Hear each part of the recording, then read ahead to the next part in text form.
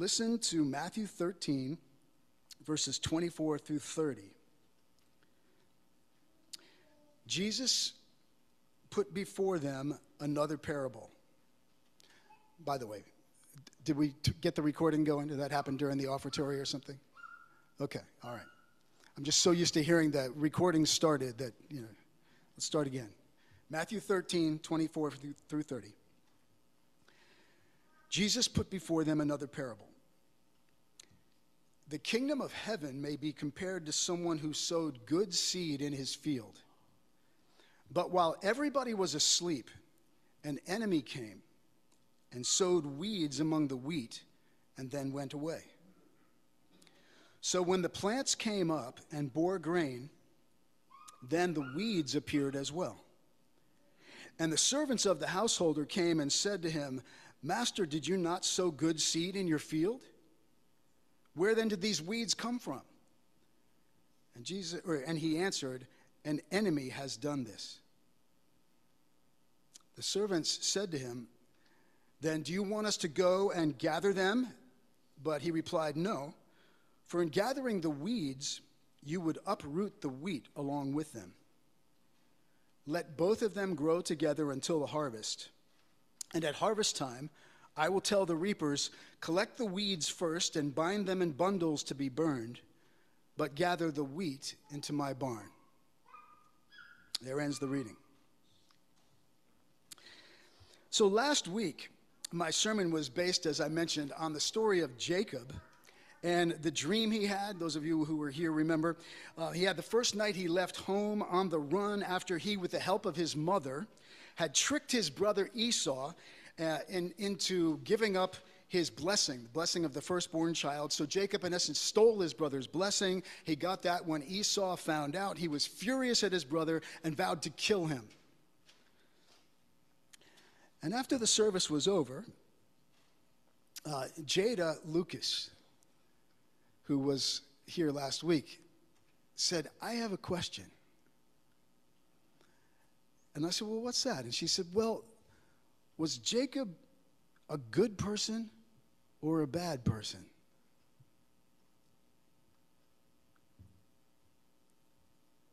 We have some deep souls among our younger youth. But Jada is certainly one of them. She's about 9 or 10. She listens and often has interesting questions. Was Jacob, he had just ripped off his brother and done this really mean thing. But then he gets God coming to him in a dream and telling him, "I'll be with you forever." And, is he the good guy in the story or the bad guy? And so I said, "Oh, good question." It's kind of confusing, isn't it? Jacob did a really mean thing to his brother. Then God came to him right away and said, "I'll always be with you." And I said, the answer to your question to me is kind of like, well, both. Like all of us. Like me. Sometimes, I really want to do good. I really want to serve God. But sometimes I kind of forget who I am, and I get selfish, and I do mean things or not very thoughtful things anyway, and I make mistakes, and God loves me anyway. I said, "You ever do that, Jada?" And she said, yeah, I understand that. Well, so I want to thank her for giving us a good way to get into this story from Matthew 13 today. And I want to ask you, are you a good person or a bad person? That's yes is the perfect response. The more I thought about it this week, the more I realized that this question can take us to some very deep places and reveal some of the most powerfully beautiful aspects about the mystery and at times the agony of being a human being. The truth is that we're all both. We're all incredibly good and beautiful at the core. That's what the book of Genesis tells us about humans, and that's the point I was trying to make with the kids, that we're all made in God's image, and the Bible teaches us that we are all originally beautiful. The Bible doesn't actually teach the doctrine of original sin. It starts in the first parts of Genesis by saying God created humans, and it's the only part after that he says, and it was very good. We're very good. That's who we are, all of us, originally.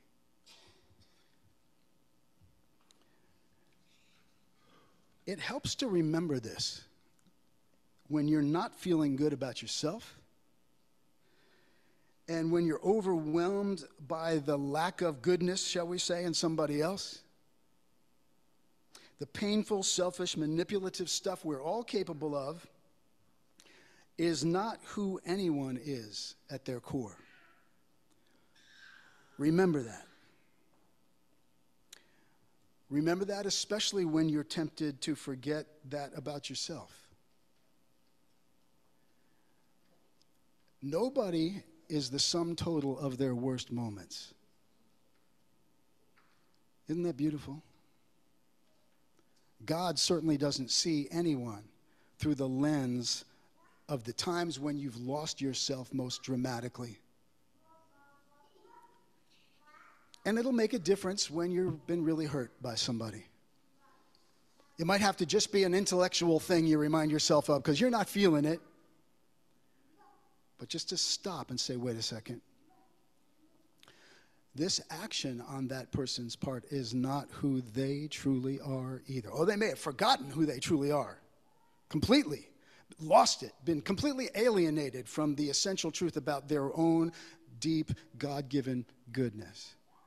But that is who they are. And if we can remember that in those moments, I'm telling you, it will make a difference. If you can pause and remind yourself, even though everything in me right now is either hurt or devastated or angry or not into it, but to say,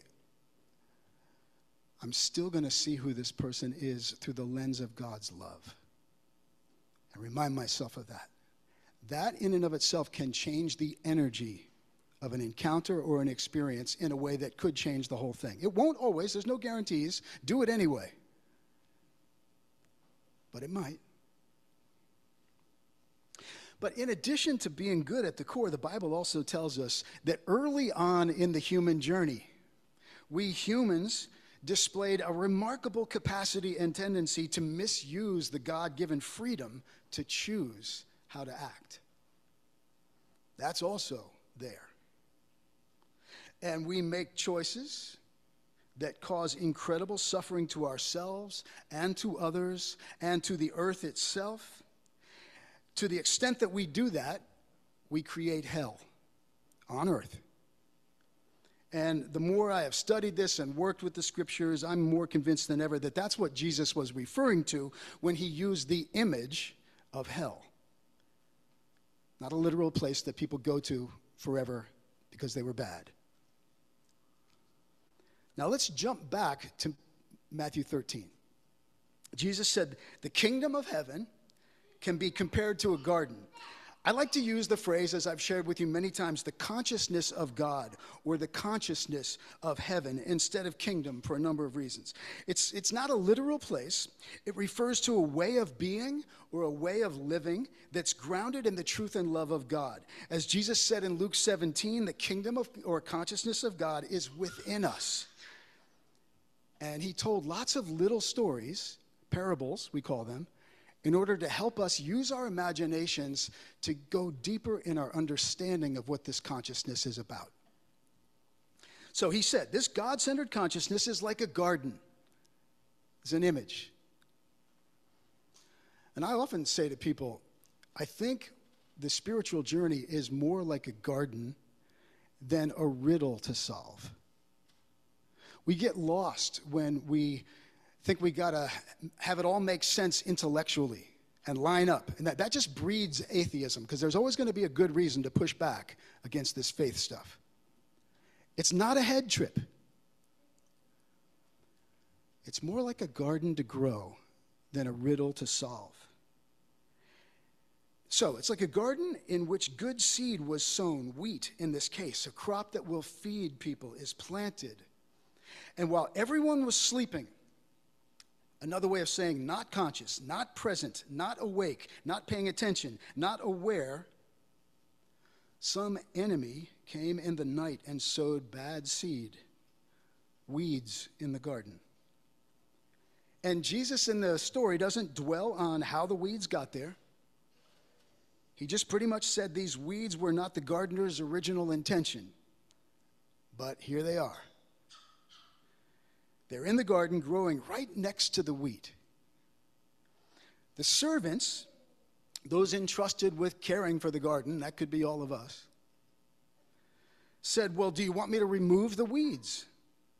Get the bad stuff out of the garden. And the owner of the garden said, no. If you pull the weeds up now, you might pull up the wheat also. The good seed and the weeds are already so close to each other, kind of wrapped up together, that you can't destroy the bad without also at least risking that you'll prevent the good stuff from growing. So pay attention to it all and let it all keep growing. And when it's time to harvest the wheat, then we'll harvest the whole garden and we'll sort it out then. And we'll bundle up the weeds and get rid of what's not useful then. So what's the message for us in this? Well, Jesus' parables are always so full of meaning. There's no one way or right way to hear any of this. You might be hearing something completely different, but I want to suggest three things. First, as we started out this morning, we're all a mixed bag of good stuff and not so good stuff. In the garden of our beings, this is always true. This was actually one of the main points that the church reformer Martin Luther made about 500 years ago when he started the Protestant Reformation. It became one of the key tenets of Lutheranism. It's often referred to by the Latin words that Luther used, simul justus and peccator, or a peccator, which means at once justified and sinner, or as one of today's most influential Lutherans, Nadia Bolz-Weber, often puts it, we're always both a saint and a sinner. That's just who we humans are. We are always both at once. Somehow we got to make peace with that. You're never going to have it all together. You're always going to have some stuff to work with. That's both the good news and the not so good news. Make peace with it. Don't hate yourself for having some things that are unresolved. When Nadia decided to start a church, a house church, Nadia being a recovering drug addict. If you've never heard of Nadia before, she's a larger-than-life, amazing, young, brilliant preacher. But she didn't grow, well, she grew up in a very fundamentalist church, got away from the whole thing, drug addict, alcoholic, lived hard, she's about 6'1". She was a stand-up comedian before she became a Christian. And she said all of her friends were pretty broken, busted up, non-churchy people. And she found or was found by God and realized that all these friends who wouldn't step in a church because they never felt like they belonged didn't have a place to be in spiritual community. So she said, let's start a church. And what she called it was the House for All Saints and Sinners. And the acronym, the initials was HFASS, which when pronounced, they call half glass without the G. That's their church. And she said, we needed a church where all my broken, beat up, not beautiful people on the outside could show up and not feel judged by the good church people. And she often makes the point, they just don't pretend that they're anything other than a combination of both.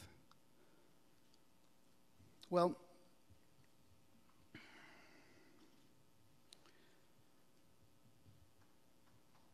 second point. This parable tells us to focus more on growing the good stuff than on removing the bad stuff. Now, listen closely to this, because this could be a paradigm shift that could change your life. One of the basic spiritual, psychological, and emotional mistakes many of us make, especially when we sincerely want to take our spiritual lives seriously, is that we focus more on opposing or somehow trying to get rid of the things about ourselves we regard as a problem.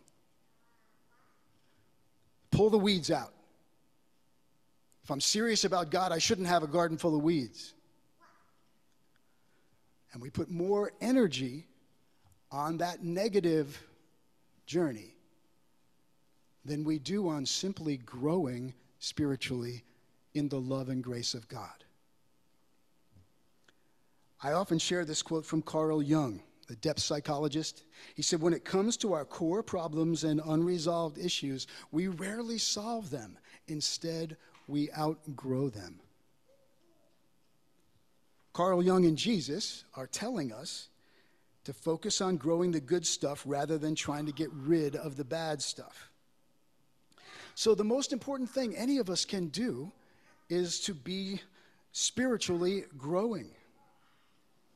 And that's the most important thing we can do for our relationships and also for whatever work we do in this world trying to make it a better place. To just keep growing in the positive, beautiful things that God is doing. As is often said, we magnify what we focus on. If you're focused on your issues, you're going to make your issues the primary thing in your life. So again, it's okay to be human. You're never going to be anything other than that. Make peace with the fact that you don't have it all together. Oh, there are some weeds that you got to keep an eye on.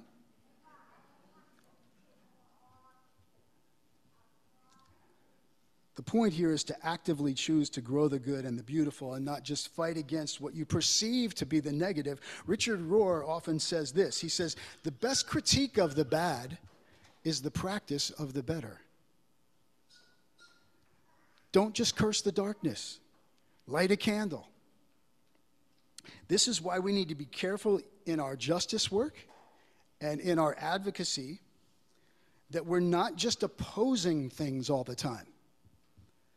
That we're not just opposing who or what we consider to be the focus of the evil or the injustice or the problem. There's a time to take a stand against something, but don't make that against the primary energy. We need to stand for love, stand for compassion, practice justice, put our emphasis on growing the good things. It's more fun, it's more inspiring, it's more likely to win others over, and ultimately make us more attractive so that others might want to be around us, and more effective in changing the world. Focusing on the positive alternative to plant and nurture and grow good seed is more pragmatically effective in bringing about change. And there are weeds, as I said, to keep an eye on. Some to remove from the garden. Some weeds that might even need to spend some time in jail.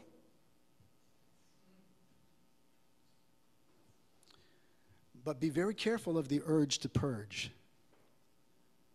because the ego loves to take over our agendas to purge. Last point, quickly, and then I'm going to end with a song lyric. My last point is that it's important to be careful when it comes to our own assessment of just what is the good plant and the bad plant in the garden. I mean, what is a weed anyway? One person's worthless weed may be another person's salad. My Italian grandmother used to love to make dandelion salad. I didn't like it. Tasted bitter to me, but she loved it. You get the point. And I don't have time to develop this, but we need to be much more open and soulful when it comes to how we understand the relationship between the weeds and the wheat. There's a psychologist and an author I've recently learned about named Matt Licata, who speaks very powerfully and brilliantly to this. He says that many of us need to change the whole tone with which we approach the things in our lives that we are inclined to see as problems. In the deep soil of our beings, there may be ways in which the things we see on the surface as being unwanted or bad are actually deep down sharing some roots and a relationship that we can't see, a connection we can't see. And that rather than opposing or pulling them out, we need to perhaps regard those weeds with more love.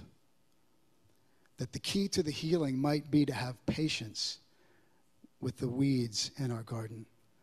And maybe even see them as a potential messenger from God. Why are you here? Are you trying to say something to me? He says, if we create a container of grace and patience with which we converse with the weeds, we might have an entirely different experience with that. I'm sure I'll be saying more about this as I delve into his books. It's deep stuff. Well, the song lyric. I've shared it with you before. I sang the song one time, actually with my friend Marques Bovre's son, Quentin. Marques was a songwriter, lived here in McFarland, my best friend for over 20 years. I've mentioned him many times since I got here. And he was one of the most brilliant lyricists I think I've ever found. And he and I, for 20 years, we got together at least once a week and had lunch or breakfast. We were good friends. And when he wrote this song, he called me up and said, man, does this hold water biblically? I mean, this is kind of my take on something. I said, man, this is brilliant. This is brilliant. And to me, this lyric corrects a tragic misinterpretation of this scripture that many people have heard, which is that the weeds and the wheat are people, and that at the end, the good people will be sorted out from the bad, and the bad will be burned, i.e. in hell. So I'm not going to say more other than to just give you Marcus's take on this, because I think it's a much better interpretation. If we had time to get into the Greek, I would point out that the Greek does not talk about people. It talks about the causes of things, the causes of the problems that we have, not the people. So here's the song, Heaven Have Me, Halve. And forgive me in advance if I tear up, because this one always gets to me. It says, Jimmy went to heaven. He didn't even wait for me to say goodbye. He just wrapped his Gran Torino around a sycamore and soon thereafter died. But I know he went to heaven. He loved every living thing beneath the sky. He was a heck of a guy. He said hell.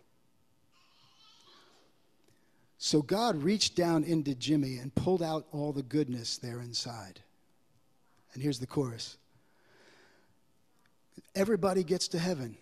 As a fraction or a portion, God will see all the beauty and the best of us and cast aside our sad depravity for all eternity. So I try to feed what's good in me in hopes that someday heaven just might have me or quarter me or tithe me.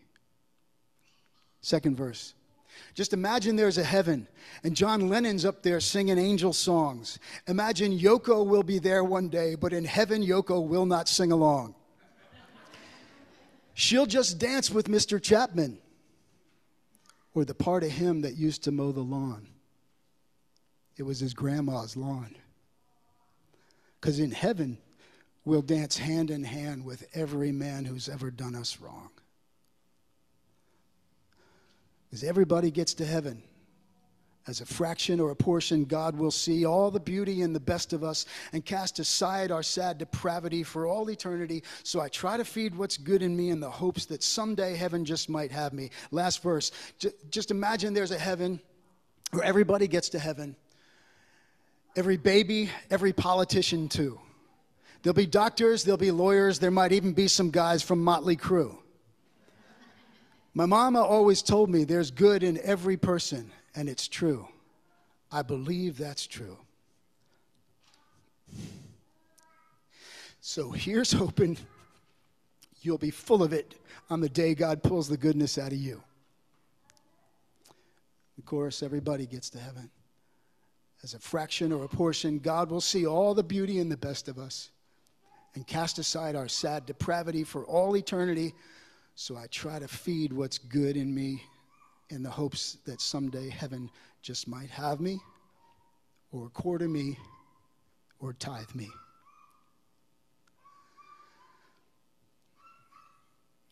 Amen.